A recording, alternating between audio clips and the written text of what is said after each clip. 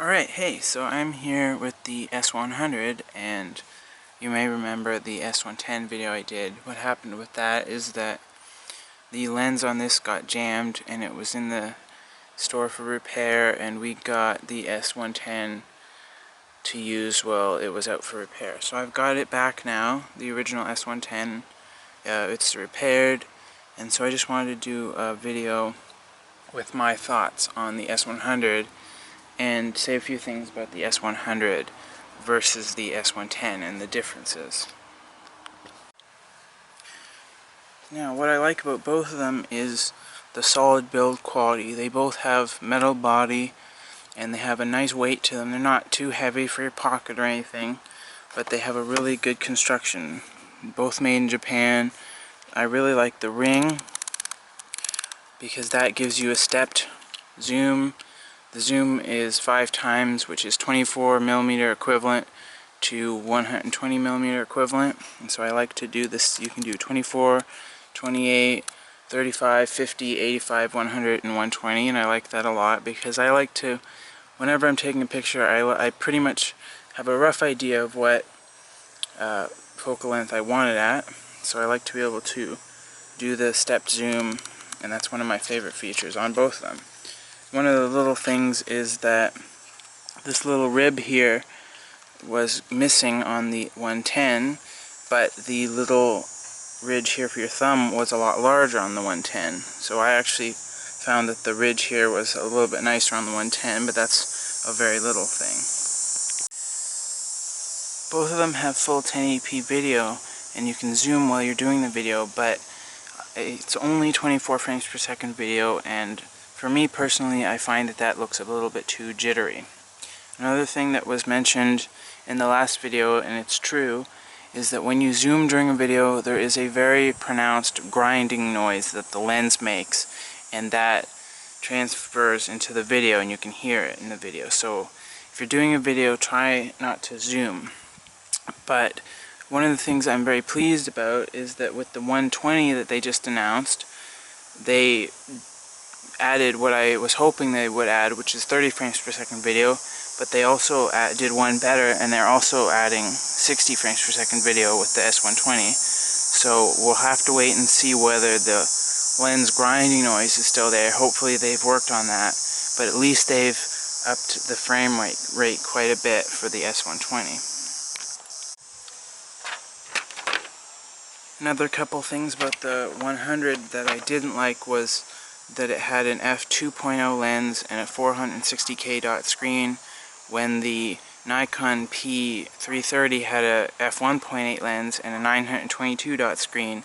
So with the S120 they added a 1.8 lens and a 922 dot screen. So if you're thinking about buying the 110 now, I would probably recommend waiting until October when the S120 comes out and have a look at that, because I think that the 120 would be a worthwhile upgrade, and it would be worth waiting for if you haven't already purchased.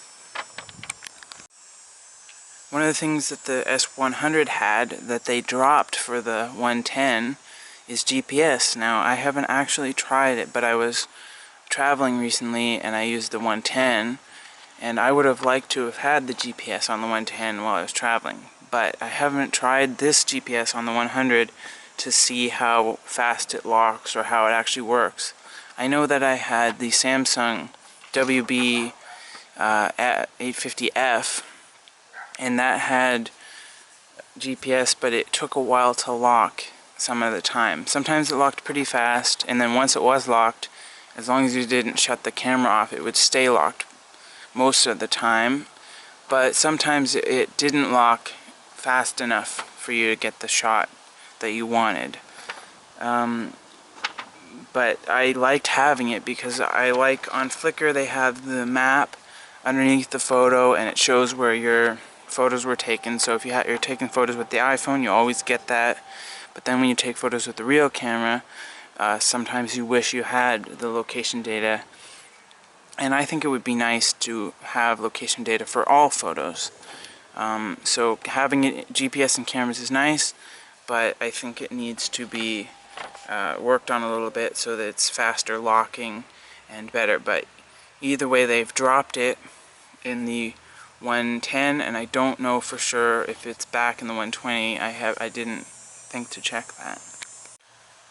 So both the cameras have the larger 1/1.7 inch sensor size, which is a good large sensor for a camera this size that easily fits in your pocket. It's the same size sensor as the G15 and G12 and those G series cameras. Now on the G series cameras, that size sensor is a little bit small because the cameras are quite large, and cameras like the Sony RX100 and the Mark II have a much larger 1-inch sensor in a camera that's actually smaller than the G series cameras. But for this S series cameras, that's a really good sensor size. But one of the things that was different is that here with these cameras and the G12 as well, they only had normal and fine JPEG compression.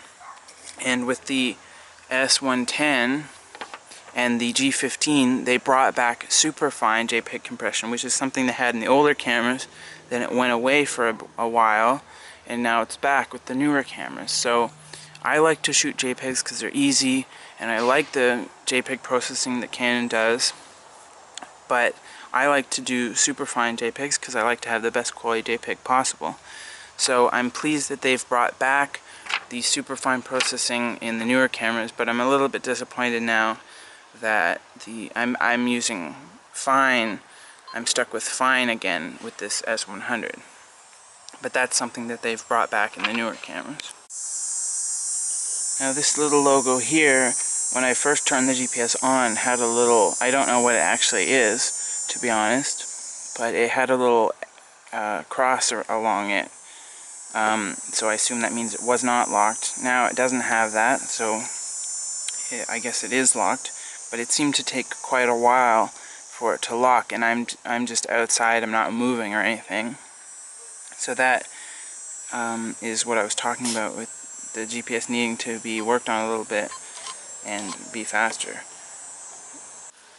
One of the other complaints with the GPS is that it drains the battery a lot. Now there's two options. One is log the location when it's on and you're taking the picture only. It puts it onto the picture, but there's also one that logs the location constantly even when the camera is off. Now I haven't tried it, but I assume that that would drain the battery even more. So along the lines of quality, it has a really high quality strap. The weave is really fine, and the cotton seems to have some sort of coating on it that is really nice quality. So the strap is really good, and it looks really good, it feels really good, so that's nice. It also has a loop on the other side here where you can put a strap around your neck if you want. Now both of the cameras have a pop-up flash that's nice and fast. Now I usually don't use flash, so I keep it hidden away most of the time, and it's possible that that motor might fail if you used it a lot, or it might just have a failure either way, but I like having the flash hidden away most of the time. This one, I can't be sure because I don't have the S100 or 110 anymore, and I don't remember exactly, but it seemed like the power button was a little smaller on the 110. If you go back and look at the 110 video, you might see that, or look at a picture. But yeah, it seems like the 110 power button was a little bit smaller. One of the other little things about the 110 was that the shutter button was black. On here it's sort of a chrome to silver. I think the black one looks better, but that's, again, really little. Something that's not quite so little, though, is this dial here. You can only turn it from the front, which my dad complained about.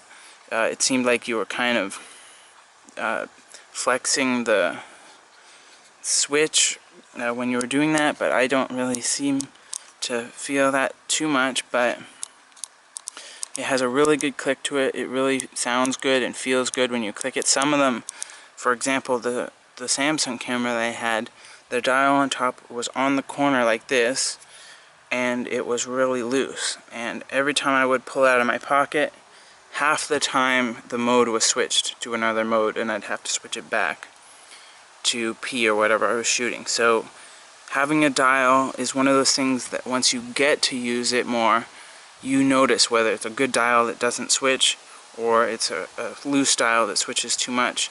And the ones that switch when you're in your pocket are really annoying.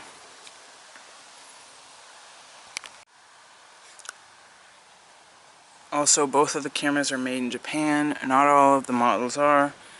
The higher end stuff like the SLRs, I believe most of them are. Maybe some of the lower end SLRs aren't, I'm not sure. I know I was looking at the EOS M, and that is, the G15 is, and the S's are, but I think some of the ones below that are not. My sister has the 320 HS, and that's made in China, I believe, or not Japan anyway. And one of the major things is touch. The S100 does not have touch, but the 110 did. And unlike the 320 HS, which has terrible touch, it does not work well, and it's very frustrating to use. The touch on the 110 was very, very, very good. It was easy to use. It worked well every time. Once in a while you touch the screen by accident and you change the focus point, but that was pretty rare. Didn't happen too much. And overall I found changing the focus point was really easy with the touch. Whereas with this, the way that I know how to do it is go to function, go to here, and then hit menu to change it. And that's really that's like 3 steps. And there might be a button somewhere on here that brings you directly to that, but I'm not sure if there is or not. So with the touch, you just touched where you wanted the focus square to be, like on an iPhone or Android camera, and that was easy and it was nice. Also, you can touch your way through the menus. The menus are easier with the regular buttons, but it's not bad to be able to touch it if you want. Also, zooming in and out in the picture viewer you could do with the touch by pinching like on an iPhone, and that worked well too. In fact, it was a big surprise for me with the 110, because the S320, the 320 HS was so bad, and then the 110 was so good. It was almost iPhone quality touch on that. So the 100 does not have it, and I do miss it a little bit, but it's not too big of a deal. If I had to choose though between a model that had touch that was 110 and the 100, I would choose the touch model, the 110. And the 120, they kept the touch for the 120, and that has it. Also, the SLRs have the touch as well. The 70D, I believe the T5i, and the EOS M has touch as well, I believe. And there's also that white version that's like a 530 HS, I believe, something like that, that's higher end than the 320, and that has touch that's better as well. So I like having both. I like having the full set of buttons and the touch, the way the S's do. So overall, both of the cameras are good. They both take really good pictures in daylight and pretty good pictures in low light, considering the sensor size and the camera size, although I have to say the S110 is probably a little bit better at night for whatever reason, whether it's that superfine JPEG or some new processing thing. They both have the same Digic 5 processor, but maybe they were doing something a little bit different with the 110. And the 120 promises to be faster than both of the previous models, and it also has a new Digic 6 processor. So like I said, if you're buying now, I'd say wait for the 120 if you can, because it's got the new Digic 6, it's got the higher resolution LCD, it should be faster all around, less shutter lag, faster operation, faster shutter, and it also has the f1.8 lens, which I believe goes up to, I can't say for sure because I don't remember, but I think it was f1.8 to 4.6 or something like that. It might be 5.6 because that's what these are, but these were 2.0 to 5.6, I believe, and the 120 is 1.8 to something. So a little bit better aperture as well. So wait if you can, and but they're all good. They're all good cameras, and they keep getting better and better. So these are nice because you can fit them in your pocket, and they take really great quality pictures for the size.